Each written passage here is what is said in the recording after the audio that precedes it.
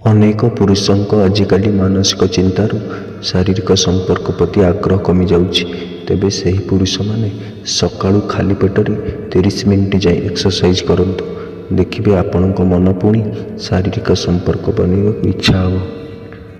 Research କହୁଛି ଯେ ଯଦି ଜଣେ ପୁରୁଷ କିମ୍ବା ମହିଳା ରାତି 7ଟା କିମ୍ବା 8ଟାରେ ଶାରୀରିକ ସମ୍ପର୍କ ବନେଇ ଦିଅନ୍ତି ତେବେ ତାଙ୍କର ମାନସିକ ଚିନ୍ତା ଦୂର ହୋଇଥାଏ ଓ ଏହା ସହ ରାତିରେ ଭଲ ନିଦ ହୋଇଥାଏ।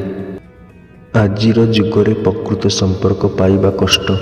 ଯଦି ସମ୍ପର୍କ ଆମର ମନର ସୁଖ ଦୁଃଖକୁ ନେଇ ଗଢ଼ିଛି ତେବେ ଏହି ସମ୍ପର୍କ ଭାଙ୍ଗିବା କଷ୍ଟ, କିନ୍ତୁ ଏହା ଆଜିର ସମୟରେ ପାଇବା ଅତି କଷ୍ଟ। ଆଜିର ସମୟରେ କାହା ସହ ଅଯଥାରେ ଯୁକ୍ତି କରି ନିଜର ସମୟ ବର୍ବାଦ କରନ୍ତୁ ନାହିଁ, କାରଣ ତମର ଯାହା ସବୁ ଯୁକ୍ତି ହେଉଛି ସେ ନିଜ ଜିଦିରେ ଅଟଳ। ସେ ଭଲ ମନ୍ଦ ନିଜେ ବୁଝିପାରୁନି, ତୁମ କଥା କ'ଣ ଶୁଣିବ? ଯେଉଁ ପୁରୁଷମାନେ ଶାରୀରିକ ସମ୍ପର୍କ ପରେ ଆଉ ଥରେ କରିବାକୁ ଚାହୁଁଛନ୍ତି ତେବେ ଏହି କାମ କରିବେ। ମହିଳାଙ୍କ ସହ 10 ମିନିଟ୍ ଯାଏଁ ଫ୍ଲୋର ପ୍ଲେ କରିବେ, ରୋମାନ୍ସ କରିବେ। ଯଦି ହେବ ମହିଳାଙ୍କୁ କହିବେ ତୁମର ଗୁପ୍ତାଙ୍ଗକୁ ହାତରେ ଭଲରେ ମସାଜ କରିବାକୁ, ଯାହାଦ୍ୱାରା ତୁମର ଲିଙ୍ଗ ପୁଣି ଥରେ କିଛି ମିନିଟ୍ ଭିତରେ ଠିଆ ହୋଇଯିବ ଓ ଆପଣ ଖୁସିରେ ପୁଣି ଥରେ ପେଲି ପାରିବେ।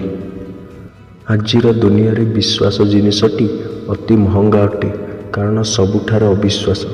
ବିଶ୍ୱାସ ବନେଇବାକୁ ବହୁତ ସମୟ ଲାଗିଥାଏ, ମାତ୍ର ତାକୁ ଭାଙ୍ଗି ଦେବାକୁ ମାତ୍ର 1 ସେକେଣ୍ଡ ଲାଗେ। ଷ୍ଟଡି ଅନୁସାରେ ମହିଳାମାନଙ୍କୁ ଯେତେବେଳେ 18 ବୟସ ହୋଇଥାଏ ସେମାନେ ଶାରୀରିକ ସମ୍ପର୍କ ରଖିବାକୁ ମନ ହୋଇଥାଏ। ବର୍ତ୍ତମାନ ଦୁନିଆରେ ହସ ମିଳିବା କଷ୍ଟ, ଯୁଆଡ଼େ ଗଲେ ଖାଲି ଚିନ୍ତା। ତେଣୁ ହସିକି ବଞ୍ଚି ପାରୁଥିବା ଲୋକଟି ପ୍ରକୃତରେ ସୁଖୀ।